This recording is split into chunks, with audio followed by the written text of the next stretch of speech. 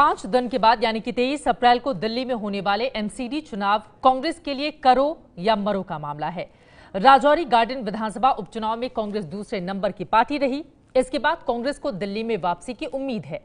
MCD चुनाव जीतने के लिए कांग्रेस ने क्या रणनीति बनाई है और चुनाव अगर जीतने के बाद कांग्रेस दिल्ली के लिए क्या क्या करेगी, ऐसा होता है तो एबीपी न्यूज से बातचीत में दिल्ली कांग्रेस के अध्यक्ष अजय माकन ने इन तमाम सवालों के जवाब दिए हैं।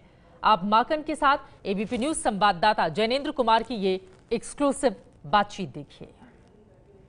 एमसीडी चुनाव के जरिए कांग्रेस दिल्ली की सत्ता में नए सिरे से वापसी की कोशिश कर रही है और ये दारोमदार है प्रदेश अध्यक्ष अजय माकन के कंधों पर। तो क्या है माकन का मास्टर प्लान, बताने के लिए खुद अजय माकन हमारे साथ हैं। माकन साहब, एबीपी न्यूज पर आपका स्वागत है। सबसे पहला सवाल कि क्या कांग्रेस के लिए ये एमसीडी चुनाव करो या मरो का सवाल है? बहुत महत्वपूर्ण है, इसमें तो कोई दो राय नहीं है, क्योंकि हम लोगों के लगातार 2009 के बाद वोट शेयर लगातार निरंतर नीचे गिरता जा रहा था। अभी 2009 में 58% हमारा वोट शेयर था, जो 2015 के अंदर 9% तक रह गया। तो आप सोच सकते हैं कि 9% के बाद में फिर वो पार्टी एक्सटेंट हो जाती है। लेकिन हम लोगों ने उसके बाद जो बाई इलेक्शंस 2 हुए हैं, उन दोनों बाई इलेक्शंस में, पहले बाई इलेक्शन में 30% वोट जो 13 कॉरपोरेशन वार्ड्स में पूरी दिल्ली भर में हुए। फिर दूसरा इलेक्शन जो हमारा रजौरी गार्ड में हुआ, उसमें 34% वोट हम लेकर के आए हैं। तो 9% से हम लोग 34% तक हम लोग लेकर के आए हैं और ये काफ़ी लंबा और मुश्किल सफ़र है। जो भी राजनीति जानते हैं उनको पता है कि 9 से 30% एक बार और 34% फिर उसके एकदम साथ और अब हमारा कॉरपोरेशन का चुनाव है, इसमें हम लोग जीतेंगे और जीतना चाहते हैं। माकन साहब, व्यक्तिगत तौर पे आपके लिए कितनी बड़ी चुनौती है, क्योंकि ये कहा जा रहा है कि अजय माकन की बिल्कुल मेरे लिए बहुत महत्वपूर्ण है और पार्टी लीडरशिप नेतृत्व ने मुझे फ्री हैंड पिछले 2 वर्ष में संगठन के मामलों में दिया और उसको जो मुझे समझ में आया, जो संगठन के लिए अच्छा था, जो मुद्दे मैंने उठाए, उसको मैंने पूरी ईमानदारी से निभाया है। और बिल्कुल सही बात है कि ये पार्टी की प्रतिष्ठा और मेरी दोनों की प्रतिष्ठा की ही एक तरीके से बात है। सर, इसी से जुड़ा हुआ सवाल कि टिकटों के डिस्ट्रीब्यूशन को लेकर के जो विरोध के स्वर फूटे, कई सारे नेताओं ने तो यहाँ तक कह दिया कि अजय माकन कांग्रेस मुक्त दिल्ली के अभियान पर लगे हुए हैं। मैं ऐसा क्यों करूँगा जब मेरी प्रतिष्ठा दाव पे है, जब मुझे पता है कि यह चुनाव जीतना या हारने की सीधे जिम्मेवारी मेरे ऊपर होगी और जब मुझे हाईकमांड ने पूरा फ्री हैंड दिया हुआ है, तो मैं क्यों चाहूँगा कि इलेक्शंस कांग्रेस अच्छा ना करे। बल्कि अगर सबसे ज़्यादा दिल्ली में कांग्रेस में किसी की इच्छा और कोशिश कांग्रेस अच्छा करे तो मेरी होगी, क्योंकि जब मेरे ऊपर दारोमदार है, मैं प्रदेश अध्यक्ष हूँ, मुझे पता है कि जीतने के ऊपर मेरा कद बढ़ेगा, हारने के ऊपर मुझे जवाब देने हैं, तो फिर मैं क्यों ऐसा करूँगा। मुझे तो मेरी समझ से तो बाहर है कि एमसीडी चुनाव में आपका मुकाबला किससे है? बीजेपी से है, आम आदमी पार्टी से है, या कुछ लोग कह रहे हैं कि कांग्रेस का मुकाबला खुद कांग्रेस से है? किससे मुकाबला है? देखिए, इसमें बीजेपी के अंदर और आम आदमी पार्टी दोनों में बहुत विरोध है। आम आदमी पार्टी ने तो 6 बार अपनी टिकटें चेंज करी, कम से कम उन्होंने 50-60 लोगों की तो टिकट चेंज कर दी अनाउंस करने के बाद में। भारतीय जनता पार्टी को अपनी सारी 153 की टिकट्स काटनी पड़ी। तो वहाँ पर हमारे से कहीं ज़्यादा दोनों पार्टीज़ के अंदर मतभेद है। आप उनका भी दिखाएंगे और उनसे भी बात करेंगे तो आपको पता चलेगा। लेकिन हमारा मुख्य मुकाबला भारतीय जनता पार्टी से और कांग्रेस का मुकाबला भारतीय जनता पार्टी से मुख्यतः है, जो रजौरी बाई इलेक्शंस में भी नज़र आया है, सामने आया है। और आम आदमी पार्टी केजरीवाल से लोगों का मोह पूरी तरीके से उनका मोह भंग हो गया है, क्योंकि उन्होंने पिछले 2 वर्ष के अंदर कोई कार्य दिल्ली में नहीं किया है सिवाय झगड़े के। और लोग जो हैं, बहुत उम्मीदों से लोगों ने 70 में से 67 सीटें दी हैं उनको, और पूरी तरीके से केजरीवाल से मोह भंग है।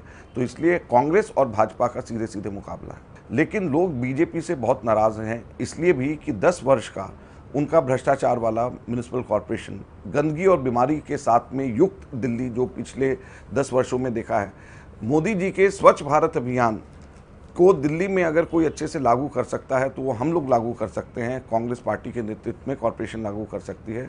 हम लोग अपने अनुभव से, जो हमने रोड मैप दिल्ली को दिया है, जिसके अंदर हम दिल्ली को पूर्णतः स्वच्छ हम कैसे बनाएंगे वो हमने बताया है। दिल्ली को हम कैसे आत्मनिर्भर हम कॉरपोरेशन को बनाएंगे वो हमने बनाया है। अब कल बीजेपी ने अपना मैनिफेस्टो जारी किया, लेकिन मैनिफेस्टो के अंदर 2012 में मैनिफेस्टो जो जारी किया उसमें से कितनी चीज़ें पूरी करी वो तो बताएं। 44 पॉइंट थे 2012 के मैनिफेस्टो में, जिसमें से मात्र 6 चीज़ें पूरी कर पाएँ। 38 पे कर ही नहीं पाए। तो 6 आउट ऑफ 44 तो पुराना इनके मार्कशीट है। अब नई मार्कशीट बता रहे हैं, कह रहे हैं हम ये करेंगे वो करेंगे। भी जब आप तनख्वाह देने के तो आपके पास पैसे नहीं है, आप पेंशन देने के आपके पास पैसे नहीं है। 5 बार हड़तालें सफाई कर्मचारी कर देते हैं कि उनको तनख्वाह देने को पैसे नहीं है। अब जनता आपके ऊपर क्यों विश्वास करे?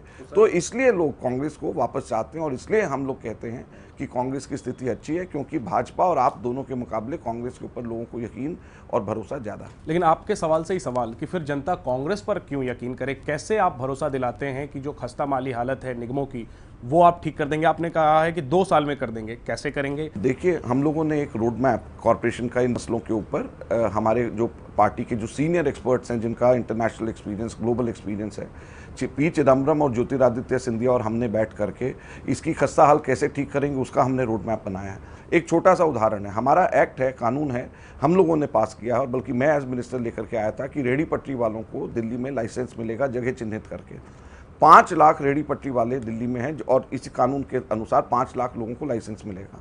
अगर हमने उन 5 लाख लोगों को लाइसेंस दे दिया और हर महीने सिर्फ 1000 रुपया उनसे लाइसेंस फीस ली, जो कानूनन हम ले सकते हैं उनसे, और वो खुशी खुशी देंगे क्योंकि अब रोजाना के 1000 रुपया रिश्वत जा रही है, तो कॉरपोरेशन को सिर्फ इसी एक चीज से 600 करोड़ रुपया सालाना मिल जाएगा। और 600 करोड़ रुपया सालाना मिल जाने का मतलब सफाई कर्मचारियों के एरियर, सफाई कर्मचारियों की तनख्वाहें और बेहतर स्वच्छ व्यवस्था सिर्फ एक इस काम से होगी। हमारे यहाँ टोल टैक्स में 1922 करोड़ का एक साल में कलेक्शन होना चाहिए, एवरेज सिर्फ 300 करोड़ का है। 1600 करोड़ का लीकेज है टोल टैक्स के अंदर। हम सिर्फ ये लीकेज अगर बंद कर देंगे, 1600 करोड़ रुपया सालाना हम इसी से हम प्राप्त कर पाएंगे।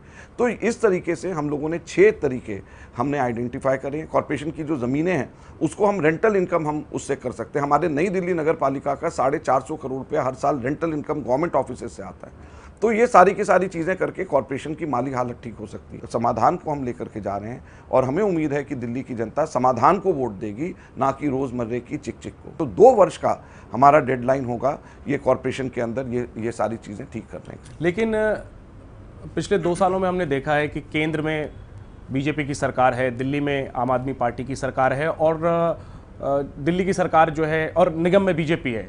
अब निगम आरोप लगाता है कि दिल्ली सरकार सहयोग नहीं कर रही, दिल्ली सरकार आरोप लगाती है कि केंद्र सरकार जो है वो परेशान कर रही है और काम नहीं करने दे रही है। तो ये झगड़ा चल रहा है। अब ऐसे में जनता अगर एक और तीसरी पार्टी को निगम में बिठाती है, कांग्रेस को लाती है, तो आप क्या भरोसा देंगे? आप कैसे मिलजुल करके काम करेंगे? देखिए, इसमें जिस बात के लिए कॉरपोरेशन को निर्भर रहना पड़ता है केंद्र और राज्य सरकार पे, वो सिर्फ पैसे के लिए होता है। अभी तो कॉरपोरेशन सबसे कटोरा ले लेकर के पैसे मांगती है, लेकिन क्यों, क्या ज़रूरत है? हमारी नई दिल्ली नगर पालिका में जितना खर्चा होता है, जो हमारी काउंसिल है, जो जहाँ इलेक्शंस नहीं है, वहाँ पर जितना खर्चा होता है उसका 96% उनका सेल्फ जनरेटेड रेवेन्यू है। उनके पास 22,000 करोड़ का फिक्स डिपॉजिट है। वहाँ पर कुछ नहीं फर्क पड़ता कि किसकी सरकार हो या किसकी नहीं हो। दूसरा, हम लोग कांग्रेस के 1998 से 2004 तक बीजेपी की वाजपेयी जी की सरकार केंद्र में थी। 2002 में हम कॉरपोरेशन जीत करके आए, जब भी वाजपेयी जी की सरकार केंद्र में थी। तो हम लोगों ने कभी भी झगड़े नहीं करे। हम लोग काम करना जानते हैं, हम केवल इसके ऊपर राजनीति करना नहीं जानते। अगर दिल्ली की जनता के लिए अगर काम करने के लिए मदद की ज़रूरत होगी तो हम मोदी जी के पास भी जाएंगे, ज़रूरत होगी तो हम केजरीवाल जी के पास भी जाएंगे, सबके पास जाएंगे, गुहार करेंगे, प्यार से बात करेंगे। ठीक है सर, निगम ठीक से ही चल रहे थे, लेकिन 5 साल पहले निगमों का विभाजन कर दिया गया, निगम को 3 हिस्से में बांट दिया गया और इसके बाद से गड़बड़ी शुरू हुई। तो क्या आत्मनिर्भर है? अगर मान लीजिए इस वजह से हुआ है, अब तो हम 3 साल से नहीं है, तो दिल्ली की आप सरकार या केंद्र की बीजेपी ने क्यों नहीं इसको वापस एक कर दिया? नहीं, मैं तो मेरा ये कहना है कि अगर आपको गलत जानकारी है कि 3 हिस्सों में होने की वजह से और 3 हिस्सों से पहले निगम बहुत अच्छे चल रहे थे, ऐसा नहीं है। 3 हिस्सों से पहले क्या दिल्ली के अंदर दिल्ली स्वच्छ थी क्या? 3 हिस्सों से पहले कॉर्पोरेशन में सब भ्रष्टाचार ठीक था क्या? 3 हिस्सों से पहले कोई अपनी बिल्डिंग बना रहा था क्या, उसको कॉर्पोरेशन को पैसे नहीं देने पड़ते थे? कोई हड़ताल तो कांग्रेस नहीं थी तो इसलिए नहीं था। कांग्रेस ने हमेशा निगम को जब जब जरूरत पड़ी उसको पैसा दिया, दिल खोल करके दिया। ये केजरीवाल के आने के बाद में हड़ताल हुई है, विभाजन की वजह से नहीं। जब 3 बार जो निगम का विभाजन तो 2012 में हो गया था, हम लोग 2014 में से हम गए, तो 2012 से 2014 में तो कोई हड़ताल नहीं हुई। हड़ताल तो अभी 2015 में जाकर के हुई है। क्यों? क्योंकि केजरीवाल ने कोई मदद कॉरपोरेशन की नहीं करी। जब तक कांग्रेस की सरकार दिल्ली में थी, हम लोग कम से कम तनख्वाहें देने के पैसे दिल्ली सरकार देती थी। लेकिन हमारा ये कहना है कि कोई कारण नहीं है कि कॉरपोरेशन को निर्भर दिल्ली या केंद्र सरकार पे पैसे की वजह से हो। दिल्ली राष्ट्र की राजधानी है, यहाँ पे कॉरपोरेशन के पास बहुत पैसा हो सकता है अगर ये ईमानदारी से काम करें और भ्रष्टाचार हटाएं। सर, शुंगलू कमेटी की जो रिपोर्ट है वो मुद्दा काफी तूल पकड़ चुका है और उस पर विपक्ष जो है वो सरकार पर हमलावर है। आपकी नज़र में एमसीडी चुनाव को लेकर के ये कितना बड़ा मुद्दा है? देखिए, एमसीडी चुनाव को नहीं, ये भ्रष्टाचार को लेकर के मुद्दा बड़ा है। केजरीवाल की उत्पत्ति, आम आदमी पार्टी की उत्पत्ति किससे हुई? भ्रष्टाचार के खिलाफ लड़ने के ऊपर हुई, शुंगलू कमेटी की रिपोर्ट पे हुई। जब 2011 में शुंगलू कमेटी की रिपोर्ट आई, उस वक्त मैं स्पोर्ट्स मिनिस्टर था और मैंने उस रिपोर्ट के आधार के ऊपर सुरेश कलमाड़ी के ऊपर एफआईआर दर्ज करी और सीबीआई को जांच के लिए भेजा और उसके खिलाफ में कार्रवाई हुई। तो अब शुंगलू वही शुंगलू हैं। अब शुंगलू कमेटी की रिपोर्ट आने के बाद में क्यों केंद्र सरकार कार्रवाई केजरीवाल पे नहीं कर रही? वो कह रहे हैं कि सैकड़ों करोड़ की ज़मीन अपने आप को ले ली। वो कह रहे हैं कि अपने सब रिश्तेदारों को लाखों रुपए महीने की नौकरी के ऊपर उन्होंने भर्ती कर दिया। वो कह रहे हैं कि 24 फॉरेन विजिट्स बगैर किसी अप्रूवल के, बगैर किसी ज़रूरत के उन्होंने किया, जिसमें करोड़ों रुपये खर्च किए। तो इससे बड़ा क्या भ्रष्टाचार होगा? क्या एक्शन होना चाहिए इसमें? एफआईआर लॉन्च होना चाहिए। जो एक्शन हमने सुरेश कलमाड़ी के खिलाफ लिया वो एक्शन होना चाहिए। केजरीवाल पर एफआईआर होनी चाहिए। बिल्कुल होनी चाहिए। क्यों नहीं होनी चाहिए? जब सैकड़ों करोड़ रुपए की जमीन अपने नाम पे कर दी, अपने रिश्तेदारों को नौकरियां दे दी, तो और दूसरी तरफ सफाई कर्मचारियों को तनख्वाह देने के पैसे नहीं हैं, और फिर भ्रष्टाचार के खिलाफ में लड़ने के दुहाई देने वाली, अपने आप को आम आदमी पार्टी कहने वाली पार्टी अपने 24 फॉरेन विजिट पूरी दुनिया में बगैर किसी जरूरत के, बगैर परमिशन, बगैर सैंक्शन के चले जाएं, तो ये भ्रष्टाचार नहीं है तो क्या है? ठीक है, खत्म करने से पहले एक आखिरी सवाल। कांग्रेस का नारा है अनुभव को सपोर्ट करो और कांग्रेस को वोट करो। काफी लोगों के मन में ये सवाल है। शीला दीक्षित नदारद है एमसीडी चुनाव प्रचार से, पोस्टरों पर भी वो नहीं है। हमने ये कहा कि अनुभव को वोट करो, तो जब हम कॉर्पोरेशन में जीतेंगे तो सब लोगों के अनुभव का प्रयोग किया जाएगा, उपयोग किया जाएगा, और सबके अनुभव का उपयोग तो चुनाव जीतने के बाद में कॉर्पोरेशन को चलाने के लिए किया जाएगा ना, तो सब मिल करके चलाएंगे। ठीक है, लेकिन प्रचार में क्यों नहीं है शीला दीक्षित? वो आप उनसे पूछिए। हमने सबको निवेदन किया है और सब जा रहे हैं। संदीप दीक्षित जी भी गए हैं प्रचार में, जयप्रकाश अग्रवाल, अरविंदर सिंह लवली, महाबल मिश्रा, सज्जन कुमार, सब लोग, जितने भी कांग्रेस के एक्सएमपीज हैं, सब लोग प्रचार में अलग अलग गए हैं। तो कांग्रेस कह रही है कि लड़ेंगे नहीं, समाधान देंगे, और समाधान देने के लिए यानी विकास करने के लिए उसके पास अनुभव भी है। तो जनता कांग्रेस की बातों पर कितना यकीन करती है और क्या कांग्रेस वापसी करती है सत्ता में एमसीडी के, इस पर नजरें रहेंगी। बागा साहब हमसे बात करने के लिए बहुत बहुत शुक्रिया। ये है एबीपी न्यूज, आपको रखे आगे।